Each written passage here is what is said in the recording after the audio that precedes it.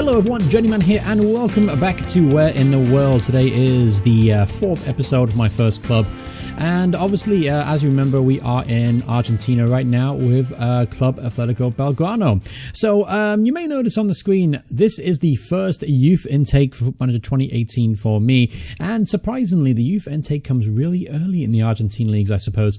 6th of November 2017 is the first youth intake, so I thought it might be fun just to go through some of our youth players. Obviously, we're not going to get a chance to see these guys grow and develop because we're only here for a season, but I thought, hey, why not check out some of the local talent, as it were.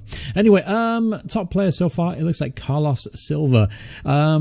These are new regen faces too, and they're freaking hysterical, honestly.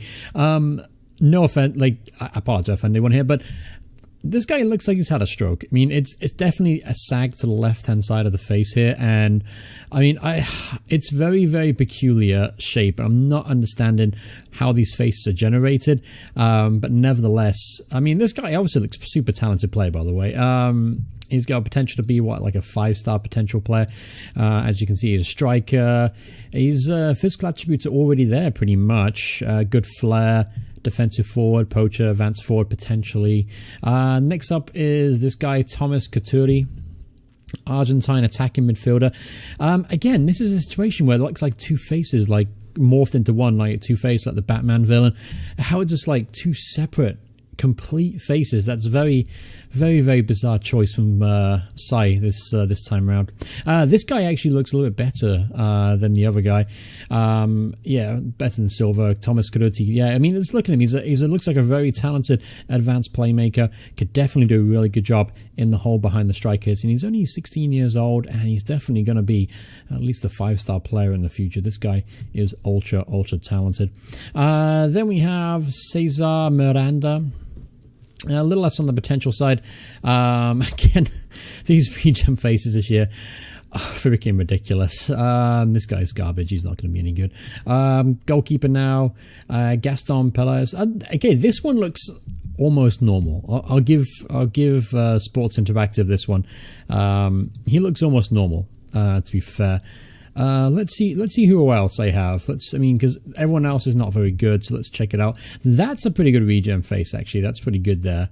I'm sorry.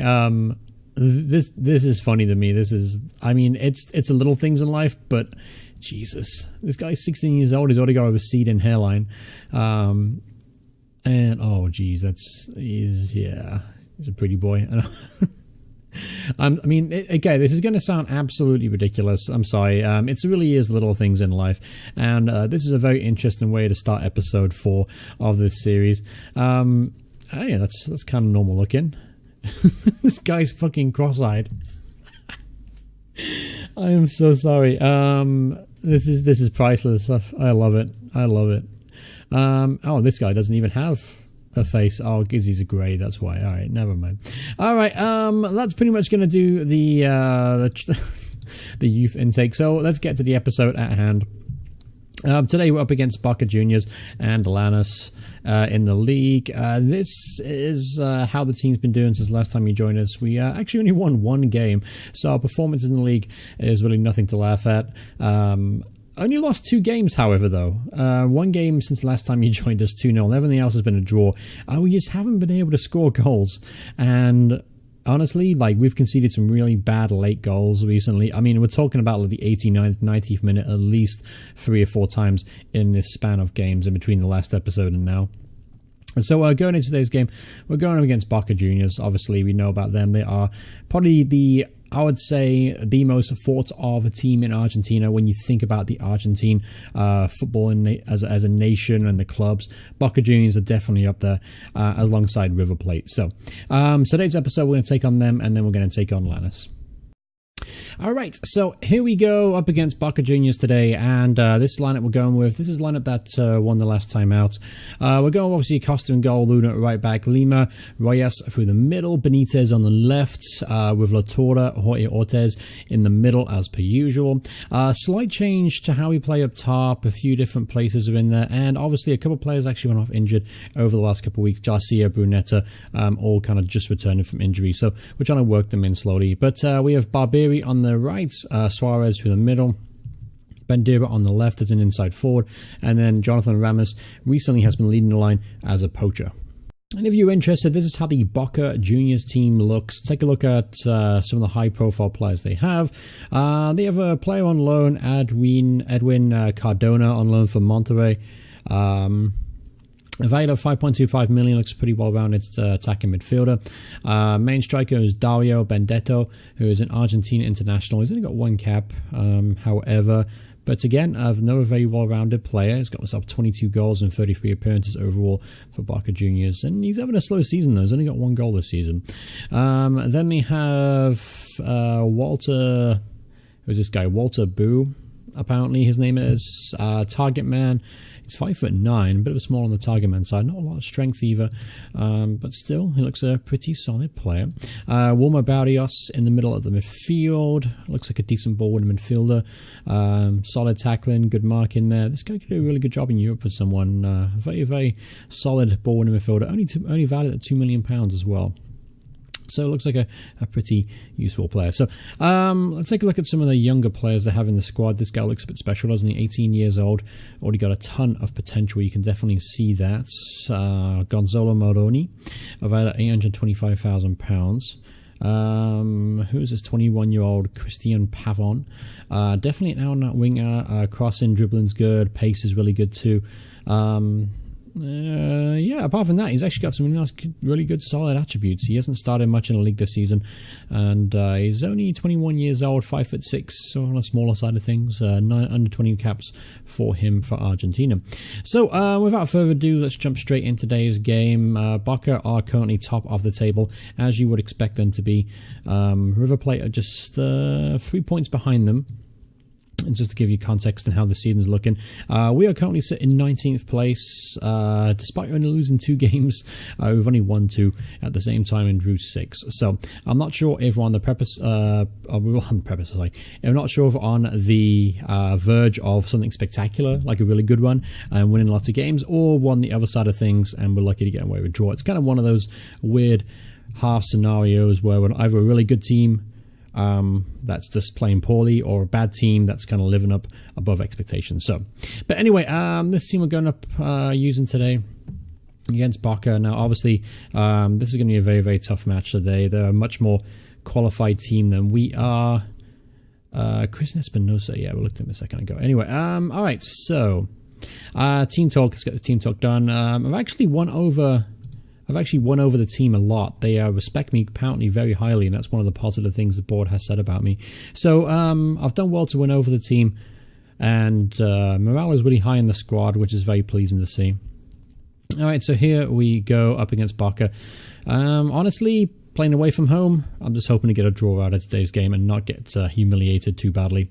There's an only chance for Espinosa as he hits into the side netting.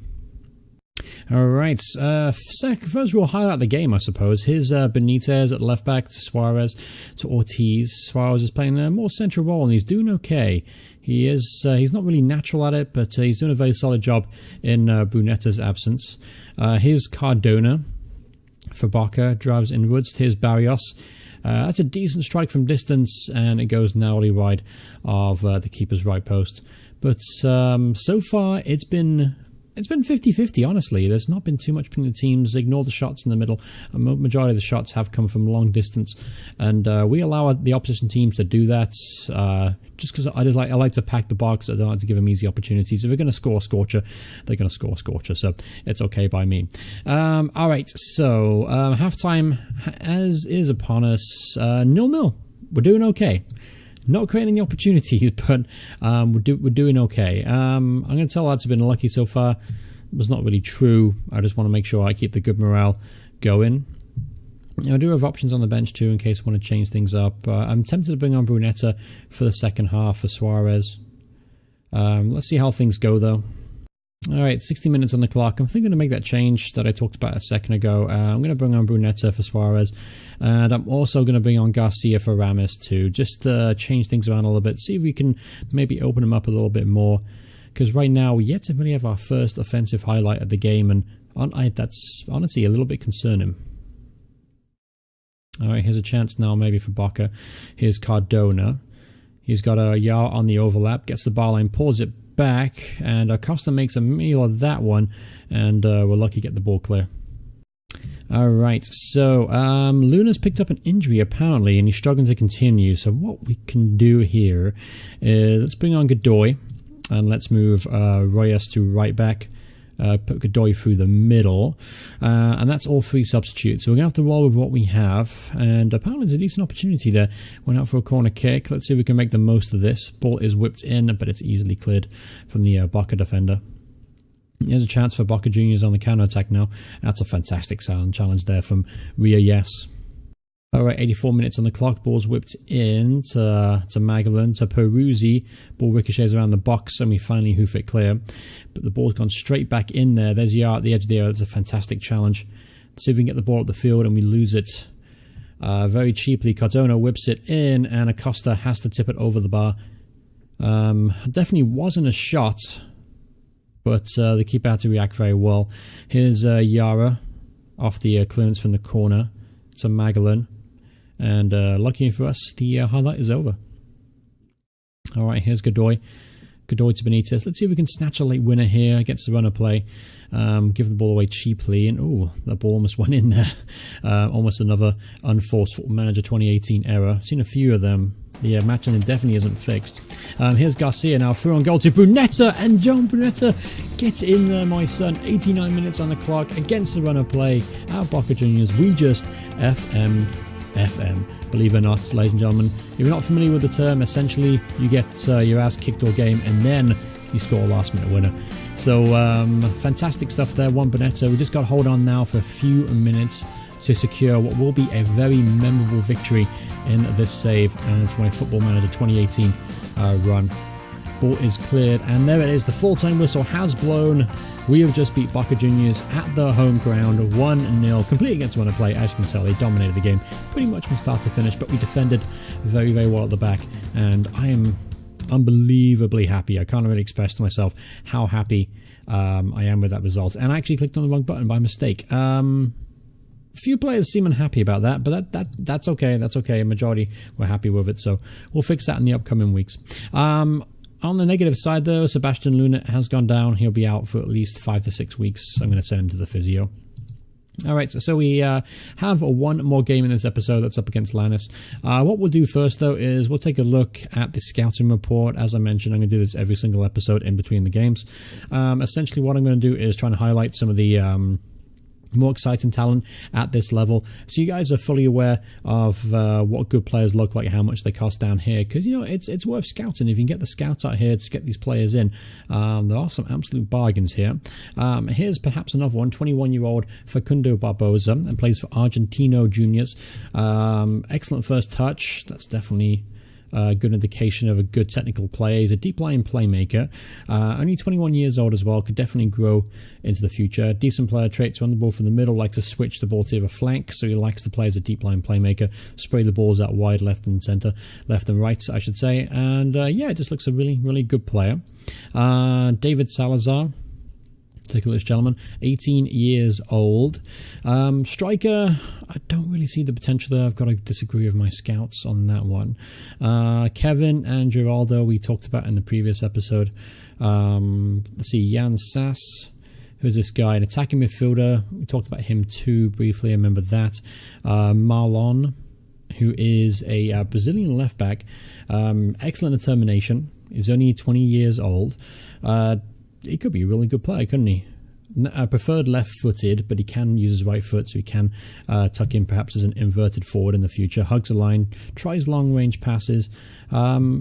This guy looks really special, actually. He looks like a really good player, and he's only valued at £300,000 as well. So that's something to keep in mind. We got on the cheap. Here's Juninho. You can't have a South American game without a Juninho. 18 years old. This guy looks a bit special, doesn't he? Decent flair. Off the ball movement is excellent. Definitely a very talented attacking playmaker here. Shoots from distance, shoots a power, and tries the first time shot. So he definitely looks to find the back of the net. He's got 5 goals this season for his club. Who is that club? SPT. Not familiar with who they are, but nevertheless, very talented player, and is only valued at £145,000. This could be a sneaky little wonder kid, just in case you guys were interested. Who's this guy, Colinos, who is a 6'5" striker with pace. Now that's always an intriguing prospect for a manager, to have someone at 6'5" and decent pace too. Valued at £275,000. This is another guy who might actually turn out to be a really good player. So that's pretty much it for now. There's some other decent little players in there. Brazilian players. Sonny Anderson is a striker, can play anywhere pretty much in the middle of the park and left midfield as well.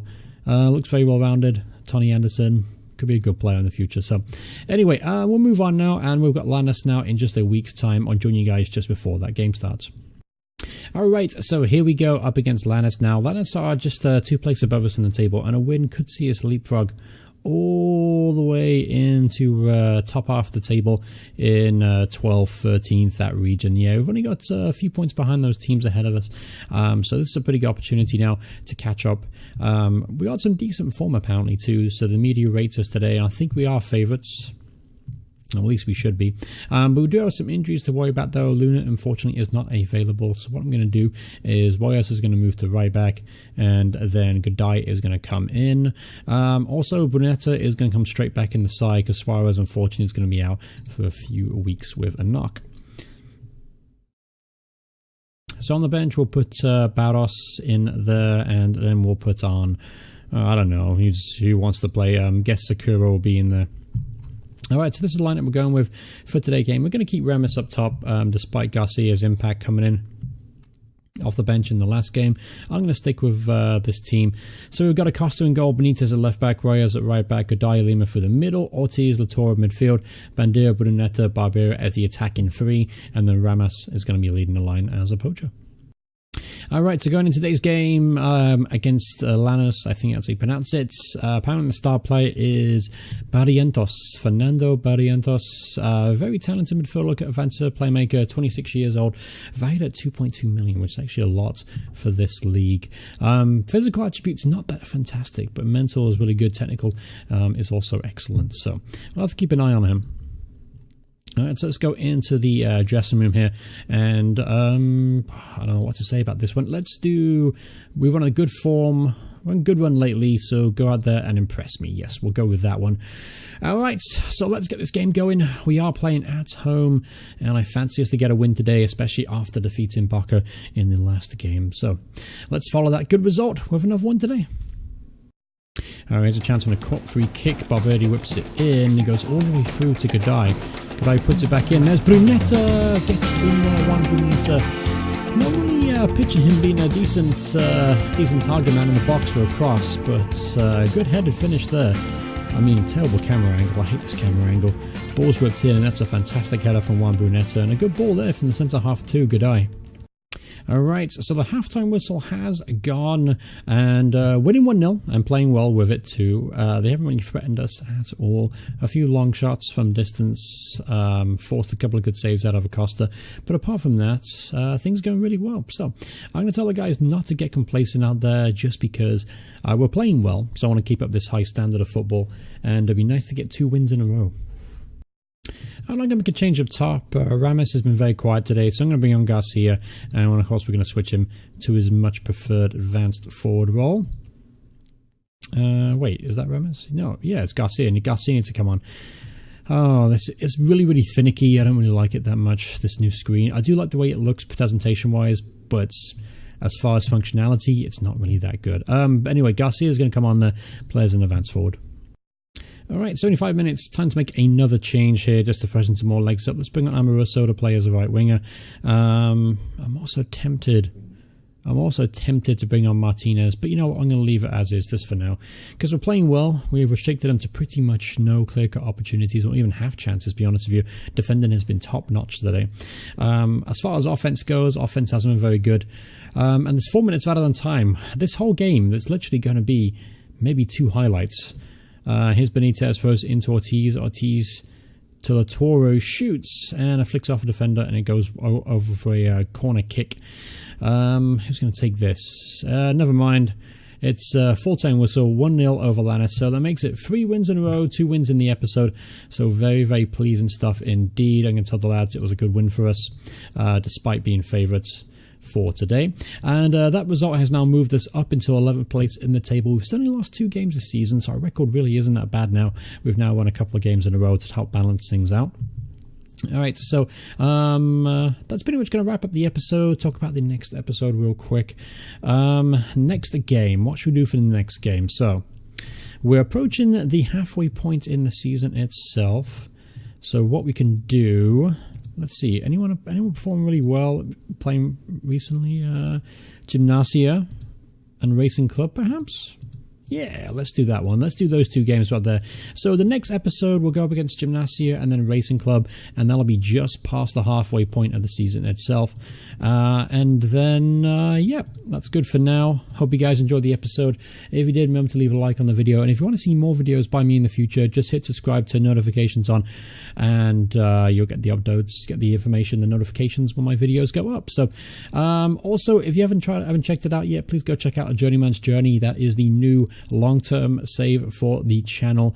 I start off as a lower league team. It's going to be a non-league to legend, so basically it's going to be a full playthrough, playing the game as realistically as possible. So if you haven't seen that yet, please go check it out. I hope you guys will enjoy it as much as you're enjoying this series. But thank you guys so much for watching. I'll see you guys in the next part. Goodbye, everyone. Goodbye.